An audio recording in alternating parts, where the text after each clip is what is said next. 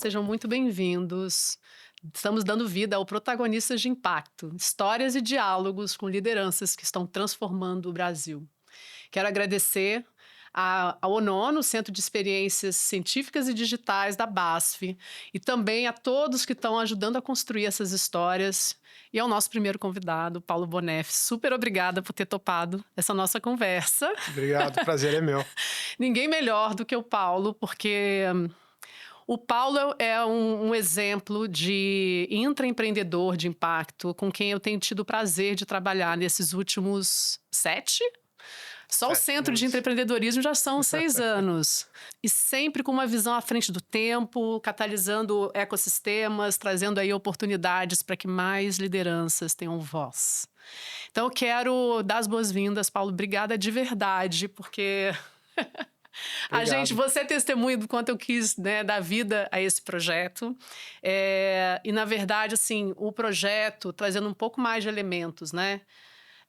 Ao longo desses últimos 18 anos, seja no Centro de Empreendedorismo, seja nas jornadas em company, seja nas salas de aula, a gente busca muito trazer vozes de lideranças como você, né, que estão na linha de frente. Eu gosto de trazer a expressão, né, arranhando o futuro, trazendo, né, protótipos, né, comprovando teses, né? E eu sempre, algumas vezes ao longo desses últimos anos, eu parei e falei assim, gente, essa conversa não pode ficar só para 20 pessoas, ou só para um grupo de 40 lideranças, né? Ou só que, na verdade, as jornadas em company são muito direcionadas, Uhum. né? Mas foram inúmeras vezes que eu tive essa oportunidade de bater o olho naquele diálogo e falar isso aqui, eu preciso democratizar essa história. Eu preciso trazer isso para mais pessoas, preciso trazer isso para que as pessoas que não estão necessariamente no meio empresarial e muitas vezes não têm acesso porque não estão nem num programa de desenvolvimento de liderança aberto, né? Então, a ideia é muito essa, né? Que a gente possa trocar, que a gente possa trazer um pouco de você, um pouco da sua trajetória, um pouco do que você está... Que história que você está contando hoje? Que história que você está escrevendo hoje? Que história que você quer escrever e celebrar em 2030? Então, eu quero te dar as boas-vindas e pedir que você se apresente. Obrigado, Aldo. É um prazer estar aqui, ainda mais no primeiro episódio desse podcast. Eu sou Paulo Boneff, sou executivo da Gerdau já há quase 17 anos e hoje eu cuido da área de responsabilidade social e de desenvolvimento organizacional. Sou formado em administração, sou um gaúcho, mais um gaúcho morando em São Paulo, e muito feliz de, há 6 meses, ter me tornado o pai do Paulo, marido da Tati, e vivendo uma transição de fases nesse momento tão importante para mim. É muita coisa, hein, Paulo? Muita mudança ao mesmo tempo. Eu gosto muito de trazer o olhar para as fases da vida, né? Quando a gente traz um executivo, e você é um executivo que está mostrando aí possíveis quebras de paradigma, histórias reais à frente de uma empresa que está sendo muito reconhecida mesmo como uma empresa pioneira em pautas, né, que está acreditando também em trazer diferentes atores do ecossistema em construção. Traz um pouco, assim, o que te construiu até aqui, assim, um pouco da sua trajetória até aqui. E para te ajudar nisso, eu vou te provocar, assim, conta uma história ou uma cena, ou até 3 cenas que construíram quem você é hoje. Tá bom. Bom, eu acho que eu tive momentos da vida, acho que ciclos, né? Que foram transformando o Paulo, tanto no lado profissional, mas principalmente no lado pessoal, né? E para mim, primeiro grande fato que transformou a minha vida foi aos 13 anos, quando eu tive a perda do meu pai. E que naquele momento a minha família se tornou eu e a minha mãe. Eu ainda estava no colégio, né, no ensino fundamental. Mas esse fato acabou despertando em mim talvez um amadurecimento mais rápido em alguns temas, algumas responsabilidades e também uma visão de mundo diferente. Né? Então, acho que esse foi o primeiro fato. Talvez o segundo fato que ajudou a fazer esse deslocamento, assim, ó, essa evolução, foi quando eu tive a oportunidade, em 2009, de estudar fora do Brasil, de voltar para as raízes da minha família, que é a minha família de origem paterna, de origem francesa. Eu tive a oportunidade de ir para a França, não só complementar os estudos da faculdade, mas foi uma oportunidade que eu tive de reencontrar parentes que, ao longo das gerações, houve uma ruptura natural, né? Outro continente, outros momentos da história, e eu consegui reencontrar parte dessa família que ainda moram no sul da França, em Marseille, e reconstruir algumas relações e entender muito da história. A gente fez até um mapeamento da minha família desde 1600, foi muito interessante. Que mágico! Foi super poderoso, assim, de entender toda a história. E a minha família é uma família de migrantes constantes, assim, né? Por questões de guerras ou questões de perseguições religiosas, eles foram migrando em várias partes do mundo até chegar aqui no Brasil, a parte mais próxima minha, né? Do meu avô. Seu avô foi o primeiro que veio para o Brasil? Foi o primeiro que veio ao Brasil, tá. Mas não nasceu no Brasil, nasceu no Peru. E do Peru migrou para o Brasil. Ou seja, desbravadores, né? Desbravadores. Você já veio de uma família de desbravadores. O nosso mapeamento começa na Rússia e hoje termina no Brasil. E eu acho que o terceiro fato, para mim, mais recente dessas evoluções, e para mim está sendo um momento muito de refletir, as mudanças que precisam acontecer e que já estão acontecendo, é a chegada do meu filho. Acho que quando eu olho para ciclos, e os meus ciclos, eles todos passam pela família, né? Então são momentos ou de chegada, ou de saída, de olhar para trás e aprender com os que me precederam, né? E quem eu continuo levando para frente, né?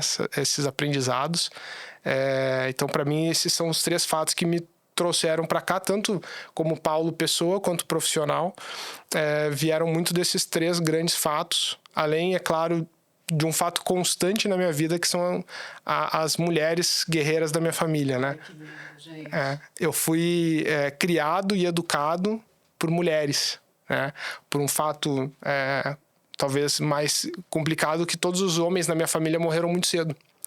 Então, eu fui criado por uma mãe, com duas avós e com duas irmãs, e mais uma tia, que elas foram responsáveis pela minha educação, desde a época do colégio até me tornar um adulto. E eu vou dizer, já vou começar a vulnerabilidade aqui. Eu acompanho a tua jornada já tem um tempo, a gente convive, né? Via Liga de Intraempreendedores, né? Via BMW Foundation, né? Rede de Responsible Leaders, via trabalho com a própria Gerdau, né? E eu percebo, assim, como você tem esse cuidado com as pessoas, com a inclusão de vozes, né? Com a questão de deixar legado. Então, fizeram um bom trabalho. Viva as mulheres da sua família. E eu queria trazer um pouco, assim... Como é que você se conectou com esse olhar como protagonista? E quando eu falo como protagonista de impacto, são pessoas que entendem que não tem como ter agendas, né, separadas, né? Você exercer o teu lugar social, o teu lugar como profissional, é algo que não dá para dissociar. E eu te vejo muito conectado com a pauta de impacto positivo, né? E não só no Brasil, você está hoje com uma cadeira que responde globalmente. Como que impacto começou na tua vida? Eu talvez não tenha uma resposta, mas talvez tenham situações, né? Ao longo. Eu fui criado boa parte da minha infância numa fazenda, num sítio perto da cidade que a gente morava, e eu sempre tive muito contato com a natureza. Eu descobri minha crença através desse momento e todo esse caminho de espiritualidade, de entender o meu papel nesse universo, nessa vida, foi muito por essa aproximação com a natureza, de entender os ancestrais, né, e o que eles foram importantes na minha formação, mas entender o que eu quero deixar. E isso, ao mesmo tempo que eu tive a oportunidade de na minha carreira, poder atuar no terceiro setor por um bom tempo, e depois vim trabalhar numa empresa como a Gerdau, que tem uma possibilidade de abrir portas. Muito, né? E numa área de responsabilidade social, ou seja, que eu mantenho um vínculo muito forte com o terceiro setor, com propósito. E, inclusive, agora, recentemente, quando eu assumo o processo de cultura, a gente está falando muito de propósito, de legado, né? A cultura é o jeito que a gente faz as coisas, né? Como que as pessoas vivem, se comportam, mas também é muito guiado por um propósito maior da organização. Então, para mim, como se fosse um caldeirão de elementos. E essa jornada foi contra... Eu acredito muito em energia e dedicação para temas que, em algum momento, eles vão se explicar, né? O Steve Jobs tinha essa teoria dos pontinhos, né? Que uma hora os pontinhos se conectam. Então, às vezes, eu faço várias coisas aleatórias na minha vida que, em algum momento, as coisas se conectam. E isso acabou surgindo, tanto no terceiro setor, em algumas coisas que eu fui criando, mas também para movimentos, como o movimento do Sistema B, movimento da Liga de Empreendedores. E as pessoas vão se aproximando, acho que por energia, por interesses. Por valores. E eu acho que isso vem criando muito esse espaço, não sei se de protagonista, mas de um viabilizador para que essas mudanças aconteçam. Vamos falar um pouquinho de histórias, Paulo? Só que antes eu vou contar uma história. O Paulo voltou, gente, de um encontro global e ele falou assim, não, eu preciso trazer para o Brasil esse livro, né? E ele falou assim, não, esse conhecimento precisa estar em português. E aí a gente trouxe a intenção de fazer no Brasil a publicação do Guia do Desbravamento, né, do intraempreendedor. Mas isso diz tanto, né, do quanto você se sentiu impactado e falou, cara, eu quero compartilhar isso. Eu não quero que isso fique só, né, para as lideranças que estão lá fora ou lideranças que saibam ler em inglês, né? Porque não é só ouvir inglês, né? Você escolher ler um livro em inglês tem algumas barreiras, né, também. Então, eu queria que você contasse um pouco, Paulo, olhando para impacto, né? Que histórias que você hoje já tem orgulho de ter construído? Que história que você hoje acredita que esteja construindo e dando, né, a tua energia, teus talentos e conexões para isso? E que história que você quer construir para o futuro? Talvez num recorte de 2030, que a gente fala muito da agenda de 2030, mas que histórias são essas que a gente pode contar, escrever, reescrever junto, inclusive, né? Quanto mais a gente compartilha, mais a gente também traz, né, possíveis também parcerias, e culturas são conjuntos de histórias, né? Legal. Eu acho que nos últimos anos, muito por uma consequência das redes que eu participo e pessoas que eu fui encontrando ao longo do caminho, e tenho um intraempreendedor da nossa rede que faz parte, que é o Luiz, agora presidente do Instituto Ultra. Luiz Guggenberger, pessoal, depois vocês podem conectar nas redes. Vale a pena seguir ele. Ele é. E conversando muito sobre impacto sistêmico, a gente... discutindo muito o setor de moradia, que é um setor onde a empresa que eu trabalho tem uma importância, né? E entendendo vulnerabilidades sociais do Brasil e como que a gente poderia fazer a diferença.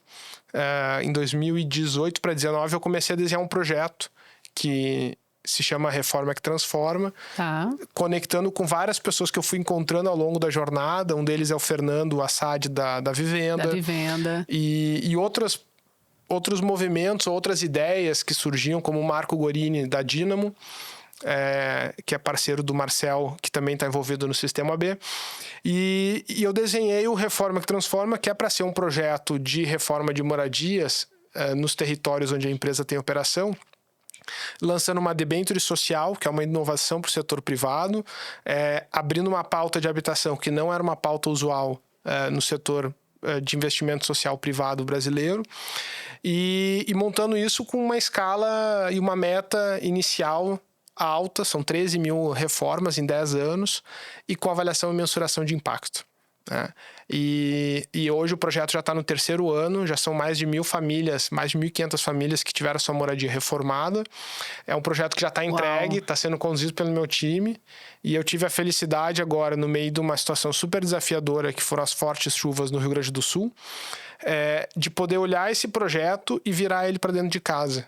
E quando a gente tem agora mais de 200 colaboradores que tiveram suas casas afetadas pela enchente, olhar esse projeto assim, a gente está pronto. Tá pronto, né? Ganhou musculatura. Para apoiar os colaboradores. Que lindo. Então, ao longo dos próximos 90 dias, a gente vai reformar 200 casas de colaboradores da empresa no Rio Grande do Sul. Então, esse para mim é uma história que a minha parte já está entregue. Eu, com muito orgulho, o time conduz hoje muito bem. Tem uma história em construção desde 2019, que ainda deve seguir por pelo menos 2 anos, que é um envolvimento nosso no movimento de empresas B. E tem o nosso envolvimento enquanto parte de um ecossistema, e isso acho que a gente já tem o nosso espaço com muita humildade de aprendiz e pontualmente de colaborador desse ecossistema. Mas tem um desafio nosso interno, que é transformar uma multinacional brasileira de um setor de indústria de base, que tem um faturamento de 80 bilhões de reais, então uma empresa com uma complexidade financeira, relevância, de governança, societária muito grande, uma empresa de capital aberto, numa empresa B. A gente já está mais ou menos um pouco acima da metade da jornada. A gente deve fechar aí nas próximas semanas um capítulo importante dessa jornada, mas a nossa ambição é que até o final de 2025 a gente consiga ter a Gerdau como um grupo Gerdau certificado como uma empresa B. Então essa é uma jornada em construção. Maravilhoso. Deixa eu só trazer todo mundo para a mesma página, porque o que o Paulo tá relatando aqui é um fato que vai levar também a uma mudança também do setor, da indústria e de uma grande empresa brasileira e multinacional, né? O movimento de empresas Bs tem como premissa, né, que a gente pode ressignificar o conceito de sucesso nos negócios. E todas as empresas, na verdade, elas podem se autoavaliar em termos de impacto socioambiental, né? E a partir dessa avaliação, se você atinge um número específico de pontos, são 80 pontos, você pode submeter a uma certificação pelo BILEB, que é o órgão, né, certificador. E a partir do momento que você é uma empresa B certificada, você tem que trazer uma cláusula para o contrato social, se comprometendo com todas as partes interessadas. Você tem que se recertificar a cada 3 anos, ou seja, não é uma linha de chegada, né? É um compromisso numa linha de se tornar uma outra empresa, uma empresa que tem um compromisso numa outra altura em termos de uma régua, né, de gestão. E se trazer essa régua de gestão para uma empresa como Gerdau olha, é uma jornada e tanto, né? E o que ele colocou, eu também quero enfatizar. A Gerdau tem sido uma grande catalisadora do movimento B, né, impulsionando, apoiando também, né, internacionalmente. Então, a gente tem que celebrar essas parcerias. E eu sei o quanto o Paulo foi um dos grandes ativistas dessa causa dentro do movimento, né? Dentro da Gerdau e dentro do movimento como um todo. Falo mesmo, porque as pessoas precisam saber os nomes dos intraempreendedores, tá? Fica a dica. E talvez a história a ser construída... eu acho que ele coincide com o momento que a gente está chegando hoje na companhia, que é olhar os próximos 5, 10 anos da companhia num momento de mudanças macroeconômicas, mudanças de configuração de mercado, e a gente começa a discutir a estratégia da empresa, e eu vou ter a oportunidade de estar atuando pelo lado de cultura, em como que a gente ajuda a ter esse ambiente de trabalho, esses princípios vinculados ao propósito que vão sustentar essa estratégia maior da organização. Essencial. Então, acho que esse é um capítulo que começa a ser desenhado, provavelmente aí para o ano que vem, mas é uma nova história. Por isso que eu digo que os 16 anos passam rápido, 16 anos e meio passaram muito rápido na Gerdau, porque quando passa um ciclo ou outro já vem um desafio, já vem uma proposta diferente, e quando vê, passam-se os anos, né? E é muito relevante, né? Assim, você ter, a partir de uma jornada, né, em que você abraçou causas, agendas e conseguiu o atingimento de metas importantes, você também ter no teu escopo cultura, né? É a cultura de uma empresa e globalmente, né? Então, ou seja, falar sobre uma cultura com as diferentes especificidades, né, dos territórios, dos desafios, né, e numa agenda que está em transição, né?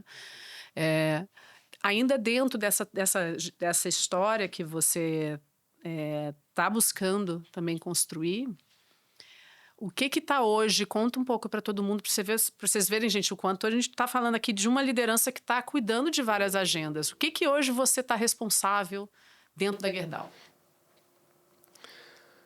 Eu acho que eu poucas coisas. O meu time bastante. Eu diria. Seu time, você fez muito bem, isso aí. Meu trabalho hoje é muito mais cuidar para que as pessoas estejam bem e cuidando da carreira dessas pessoas que dividem o tempo delas comigo. E eu gosto muito de uma palavra que até eu me identifico mais com ela em inglês, que é enabler, né? Que seria um viabilizador, né? Eu acredito muito, e um dos meus gestores fala muito sobre essa palavra de você ser um viabilizador e não um bloqueador das pessoas que trabalham com você. Então, esse é o espaço que eu tenho tentado me colocar e usando o benefício de ter uma equipe incrível. Hoje são 2 estruturas, né? Uma estrutura dentro da área de pessoas, que é esse time de desenvolvimento organizacional, que cuida de clima, comunicação interna, reconhecimento, gestão de mudança e cultura. E o outro time, que é o time onde eu fui criado dentro da Gerdau, o time que me formou, que é o time de responsabilidade social, que cuida do processo de projetos sociais, voluntariado corporativo, apoia as operações da empresa nos países onde ela tem operação. Então, hoje a empresa tem operação do Canadá à Argentina e no continente americano. Estou falando de 30 mil colaboradores. 25% desse grupo atua todo ano como voluntário. Então, a gente tem um batalhão de gente. E esse time também vem conduzindo esses desafios de sustentabilidade que a gente vem comentando, de certificação. Hoje são 2 processos do Sistema B, talvez o mais conhecido e o mais robusto, mas que se somou um outro específico de uma pauta de mineração, chamado IRMA, que é a principal certificação de sustentabilidade do setor minerário, e que para a gente tem sido um aprendizado até um pouco mais profundo, porque ele tem métodos mais complexos, mas ao mesmo tempo ele tem sido uma oportunidade para a gente diferenciar a forma como a gente faz negócio, a forma como nós nos posicionamos, seja no core do negócio, seja no tratamento das pessoas, dos stakeholders que estão perto da gente, do que talvez seja o usual do setor. Então, o IRMA tem sido esse capítulo interessante e o meu time conduz, então, esses processos aí. Acho que são mais de 65 fábricas ou usinas nesses países que a Gerdau tem presença, e tem sido uma honra dividir com esse time esse propósito e esse escopo. Um baita desafio de liderança, né, Paulo? E certamente entrega uma pessoa que já mostrou que tem esse lugar de entrega disso. Deixa eu te perguntar, então, sobre a tua liderança, Paulo.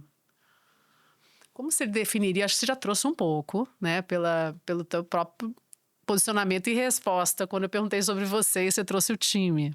Mas como que você definiria teu perfil de liderança? Já que a gente está falando de protagonistas de impacto, a gente precisa falar, ok, mas como que essa pessoa lidera? Traz um pouquinho. Um maluco. Não, brincadeira.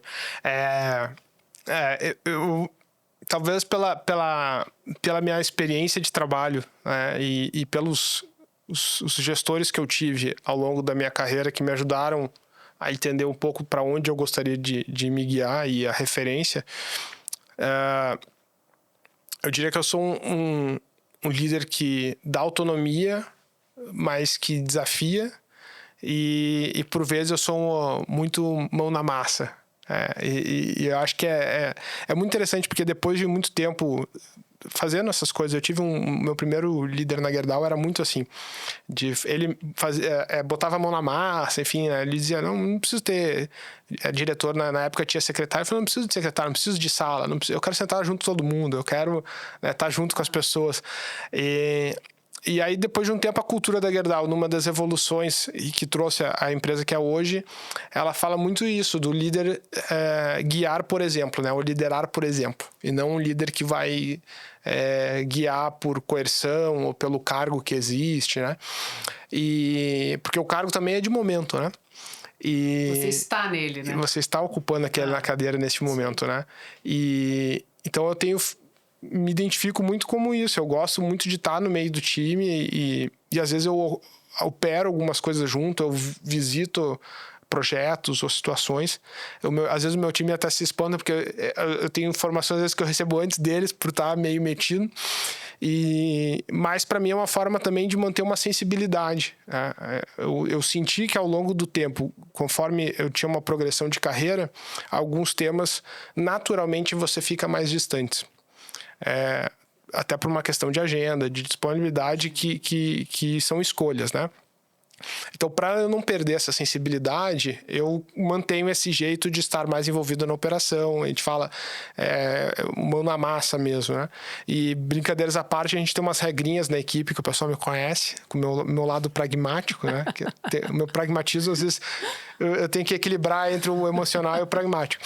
Mas tem algumas regras que a gente tem. E uma das regras é menos ar-condicionado e mais chão de fábrica. Né? Porque o escritório que a gente trabalha não é onde a empresa acontece, né? A empresa acontece na fábrica, na relação de compra e venda de produtos, na relação com a comunidade, a proximidade com o cliente. Então, se eu não tenho se eu perco essa proximidade de entender qual é a relação do sucateiro na rua, que vai vender matéria-prima pra gente, que depois vai vender para uma construtora que vai construir minha casa e minha vida, e eu perder a sensibilidade de entender essa jornada, eu começo a ficar só preso na rotina e cumprindo, né, demandas e metas. E você circula bem, eu percebo, você está sempre envolvido com atores do ecossistema, pessoas e isso é super importante, né? Tem uma das 6 competências empreendedoras, né? Construir a comunidade, a outra é navegar sistema político, que você faz super bem. E você já trouxe alguns elementos, mas eu gostaria de te ouvir sobre sucesso. A gente falou do movimento B, que é ressignificar sucesso nos negócios. A gente está falando sobre liderança, seu estilo de liderança também. O que é sucesso para você? Realizar sonhos. Isso te deixa feliz, né? Porque eu acho que sucesso não é só profissional, né? Principalmente não é profissional. E com o Paulo eu realizei meu maior sonho recentemente, né? Ai, que bebê lindo. Então, com a chegada dele, para mim isso é sucesso, né? E esse momento que eu tô, esses últimos... Não são só 6 meses, né? Tem mais o período que a Tati estava grávida. Tem sido muito de entender esse meu novo momento aqui e aonde que as minhas prioridades mudaram, né? Porque quando eu era solteiro e na minha relação de trabalho, eu priorizava algumas coisas situacionalmente, né? E com a Tati e agora com o Paulo, as prioridades viraram e aí agora o meu desafio é como que eu arranjo o resto da minha vida a partir do espaço que eles ocupam e vão seguir ocupando na minha vida, né? E tudo ao mesmo tempo, né, Paulo? Porque você ampliou teu escopo dentro da Gerdau, que é 1 mês antes do bebê nascer, né? Eu me lembro que foi um pouco antes, A Tati estava com 6 meses. Alguns meses antes. Aí eu falei, gente... Mas são combinados. Essa liderança aqui vai passar por um portal. Mas sabe que é interessante alguns questionamentos que dá para trazer assim para nossa rotina, né? Normalmente a minha vida profissional é muito fora de São Paulo, é muito viajando, seja pela empresa, em lugares da empresa ou pela empresa em outros lugares. Congresso, enfim, grupos de debates e tal. E eu fiz um combinado comigo mesmo, que a partir de novembro eu ia ficar em São Paulo direto até o Paulo nascer. Então, 2 meses. E depois eu ia tentar o máximo. E de dezembro até final de fevereiro, eu fiquei 100% do tempo em São Paulo. Para alguém que viajava quase todas as semanas. Nossa, eu me lembro que a gente tem alguns projetos da comunidade, né? E... da comunidade de liderança da Liga de Empreendedores. Eu ia falar com o Paulo estava num aeroporto. Eu falava com o Paulo no dia seguinte, sei lá, 1 hora depois, ele estava em outro aeroporto. Eu vou estar no voo, Alda, não sei o que. Eu falei, tá bom. E era uma rotina desenhada para isso, né? E agora eu começo a organizar, inclusive as viagens que eu tive esse ano foram organizadas para eu ficar, ou eu voltava no mesmo dia, ou eu fico uma noite fora de casa e consigo vir. A meta é sempre chegar em casa antes das 6h30, que é o horário do banho dele. É tão importante. Se tem alguma variável que a gente pode gerir, ou pelo menos influenciar, porque nem sempre a gente consegue gerir o tempo, mas a gente consegue influenciar a nossa agenda, né? Se você não coloca isso bem claro para todas as partes envolvidas e negocia, né? Relações humanas são conjuntos de acordos. Então, se a gente entende assim, esse acordo, o que a gente precisa repactuar? E você, né, pelo que você está contando, precisou repactuar com muita gente. E o time está viajando muito agora. E o time deve estar aí, né, nos aeroportos do Brasil e do mundo. E, Paulo, a gente ainda falando como liderança, já que a gente está querendo democratizar, né, as histórias. O que você vê hoje de tudo que você aprendeu? Pessoas que você já conviveu, que são lideranças, né, inspiradoras. O que é para você um protagonista de impacto? Alguém que consegue fazer essa interseção entre o seu papel como líder e verdadeiro interseção, né, intervenção social. Eu faço a leitura, talvez separando a palavra, né? O ator de impacto, que não necessariamente é um protagonista, ele tem essa capacidade de criar algo ou fazer algo que vai gerar uma transformação. Então, impacto que a gente fala, impacto positivo, né? Então, a gente pode ter isso no setor público, setor privado, o terceiro setor talvez seja o maior espaço de presença de atores de impacto. E o protagonista, para mim, é o que gera maior desafio, porque o protagonista, na essência da palavra, é alguém que está fazendo algo pela primeira vez ou sendo um dos primeiros. E talvez pela minha experiência profissional, a maioria dos protagonistas não vai longe. E eu trabalho numa organização, numa empresa que tem 123 anos. É uma das empresas brasileiras mais antigas em operação, e talvez, tirando as 2 ou 3 empresas públicas que têm mais do que 120 anos, deve ser uma das 2 ou 3 mais longevas no Brasil. E não é sendo protagonista o tempo inteiro que a empresa chega tão longe, ou que uma organização chega tão longe. Eu talvez fazer uma analogia com as startups, elas arriscam muito, por isso a taxa de insucesso é tão alta. Sim.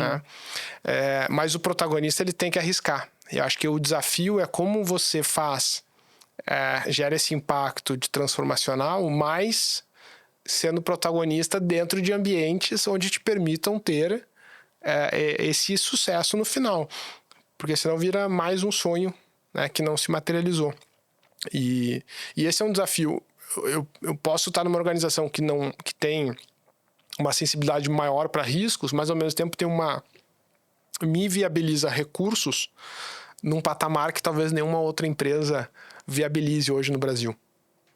Então, achar esse meio do caminho. Eu acho que não é nenhum nem outro. Tem que achar esse equilíbrio entre saber correr riscos, mas entender também um caminho que sustenta isso no longo prazo. E ainda no tom da vulnerabilidade, eu queria te perguntar, Paulo, quais são seus superpoderes e o que você acredita que você ainda tem aí que remar bastante? Porque liderança tem que se vulnerabilizar. Para mim está muito claro nessas jornadas todas ao longo desses últimos 18 anos.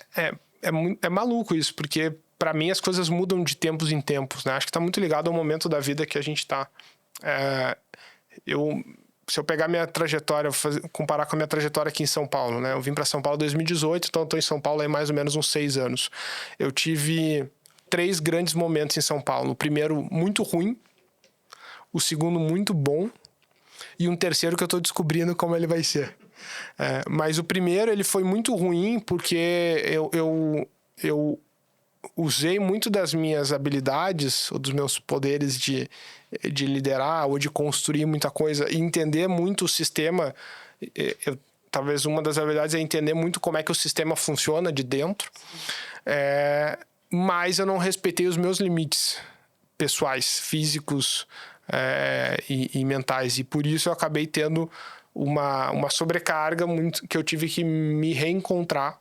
E isso aconteceu bem no momento da pandemia. Aqueles primeiros 6 meses ali de 2020. E aí eu consigo montar o meu segundo momento em São Paulo, onde eu consigo me encontrar na cidade, encontrar os meus espaços e os meus momentos de me encontrar e me proteger. E eu falo muito para os empreendedores jovens, né?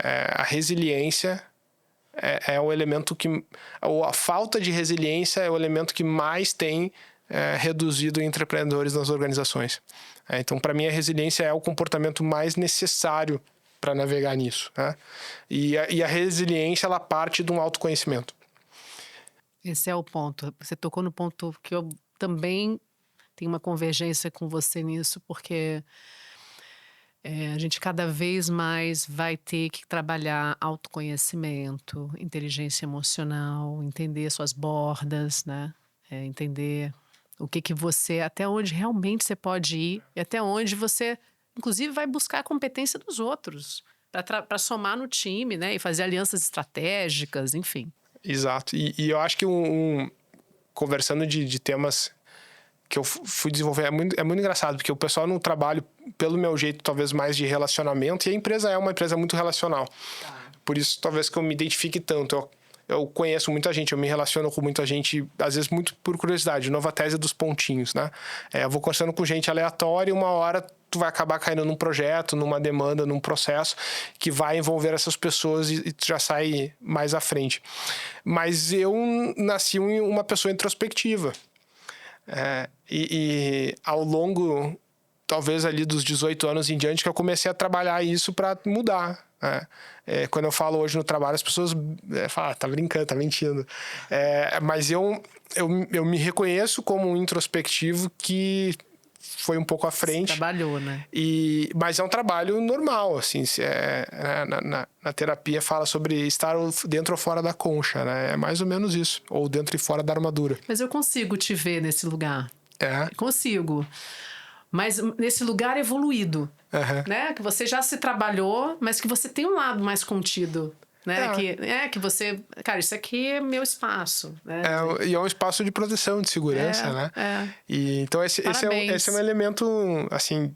Por isso que eu acho que o autoconhecimento, ele ajuda, pelo menos, a gente entender vulnerabilidades ou limitações. E quanto mais a gente entende... Eu estava vendo uma pesquisa outro dia da IBM, que trouxe que, pós-pandemia, os CEOs focaram cada vez mais no que a empresa é muito boa e buscaram parcerias estratégicas. E é engraçado, no sentido curioso, porque eu percebi isso também nas lideranças, em termos pessoais também. Eu vou focar no que eu sou bom ou sou boa e vou buscar parcerias, porque...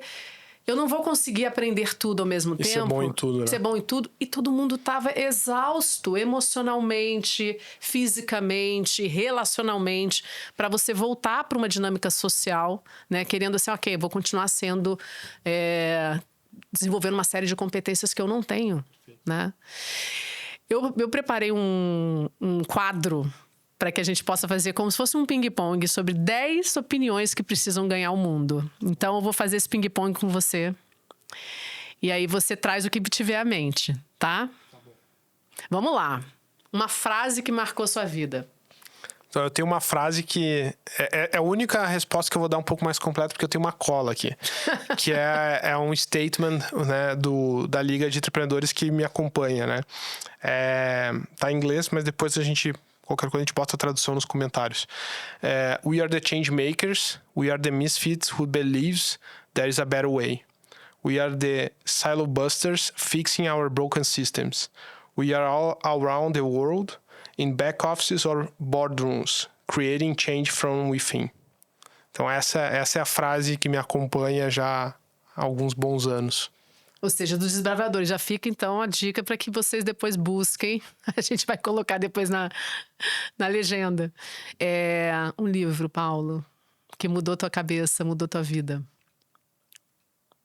O último livro que mudou da forma mais radical foi o livro do Intraempreendedor, né? Que esse que a Alda comentou. Aliás, a gente tem um aqui, não tem? O livro depois azul. Até o final a gente mostra. O nosso livro azul. Mas tem um livro atual, só para aproveitar o momento de um amigo em comum, que é o professor Raico, que inclusive foi a pessoa que me introduziu ao movimento do empreendedorismo, que ele acabou de lançar o The Corporate Hero's Journey, que fala sobre alguns casos de empreendedores brasileiros e algumas Bem histórias citado. vinculados à história do Star Wars. Heiko Spitzek, professor da Fundação Dom Cabral, ele é diretor do Núcleo de Sustentabilidade e cofundador do Centro de Empreendedorismo, que eu tenho muito prazer e honra de fazer parte dessa história com ele também. Mais um ponto, um filme. Heiko não, Paulo. O filme, eu ia dizer o Star Wars, que pra mim tem várias analogias e é um filme atemporal. Tá. Eu acho que tem provocações muito válidas, inclusive no momento da humanidade que a gente vive hoje. Acredita que eu nunca assisti Star Wars? Recomendo. Fala baixo, fala baixo. Mas eu tenho que assistir. Na verdade, eu tentei assistir no passado, não gostei. Tem que começar pela ordem que foi produzido. Tá, depois eu quero uma mentoria sua e do Heiko para poder assistir Star Wars. Uma liderança que te inspira. Barack Obama. Também. Tô com você. É que E eu recomendo para quem gosta de museu e viaja muito, que nem eu viajo, tem um museu dos direitos civis americanos em Memphis, nos Estados Unidos. E conta a história do movimento negro americano e aonde que a história do Barack Obama como senador e depois presidente se encaixa. É muito interessante. Vou colocar na minha lista também. Uma pessoa para as pessoas seguirem nas redes. Eu ia falar da Tassiana Abreu, líder de sustentabilidade do grupo Soma. Que agora é Asas. Asas se transformando. Tem 3 semanas no máximo, né? A união de Arezzo e Soma virou grupo Asas. É uma transformação constante. Mas eu acho que a Tássia é uma líder inspiradora. Talvez para não falar nomes mais tradicionais, mais conhecidos das grandes mídias, eu acho que a Tássia é uma líder provocadora e muito interessante. E muito intraempreendedora. Realmente vale a pena. Ela compartilha também bastante conhecimento. Um medo. Pular de paraquedas. Eu jamais faria isso. Então, tô com você. Um sonho, eu acho que você já trouxe bastante, mas um sonho que, assim, tá no topo da tua lista. Hoje, eu diria, eu adoro viajar. E só para conectar com a nossa conversa, para mim, viajar é um laboratório de exploração. Eu gosto de ficar observando pessoas, culturas, estudar. A maior parte das minhas viagens são para países que têm um lado histórico muito rico. E talvez o meu sonho atual é poder viajar com meu filho junto, em alguma viagem dessas desbravadoras.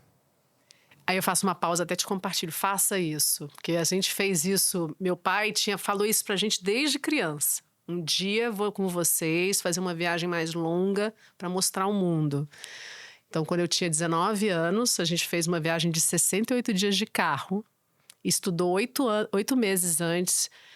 Grécia Antiga, Império Romano, Primeira Guerra, Segunda Guerra. E foi a viagem da minha vida. Imagino. Que abriu minha cabeça e também já trazendo a questão de impacto também. Que eu vi o quanto a gente precisava estar num outro lugar de protagonismo. Para, inclusive, evitar guerras, né? O que é inegociável para você? Família. Para mim também. Um erro que você não quer mais cometer? Sobrecarga. O que você quer deixar para a próxima geração? Acho que exemplos. Bons exemplos. Já temos bons, hein? Temos alguns. E outros em construção. Paulo, e uma última pergunta. Que pergunta está viva dentro de você hoje? O que está te deixando mais inquieto? Dá para fazer de outro jeito. Então, como fazer desse outro jeito, né? E quase em tudo. A gente tem buscado as mesmas respostas para as mesmas perguntas, querendo resultados diferentes. Eu acho que dá para fazer diferente. Quer deixar algum último recado para as pessoas? Talvez o convite para que quem se sentir puxado por um chamado de fazer provocações construtivas e construir legado, que conheça o movimento da Liga, conheça o movimento feito aqui no Brasil, que é um movimento super rico, é um ecossistema grande, relevante para um movimento de alguns poucos anos no Brasil. E eu acho que vai encontrar um conjunto de pessoas diferentes e muito especiais que estão construindo essas mudanças de dentro para fora. Muito bem. Eu quero te agradecer do coração por você ter topado vir, por você ser uma constante fonte de inspiração. Eu falo direto do Paulo, então assim, e como não, né, gente? Uma pessoa como a história do Paulo e o que ele está fazendo não ganhar mais ouvidos, né? Mais ouvintes, mais pessoas que possam conhecer a tua história. Ele também está no LinkedIn, quem quiser também seguir o Paulo. E te agradecer mesmo por tudo que a gente tem feito juntos, né? A gente trabalha muito em rede, né? E o Paulo Tem sido um prazer. Tá sendo muito bom construir essa história, né? De gerar impacto positivo no Brasil junto com você. Obrigada de verdade. Obrigada também a todos que estavam aqui nos ouvindo.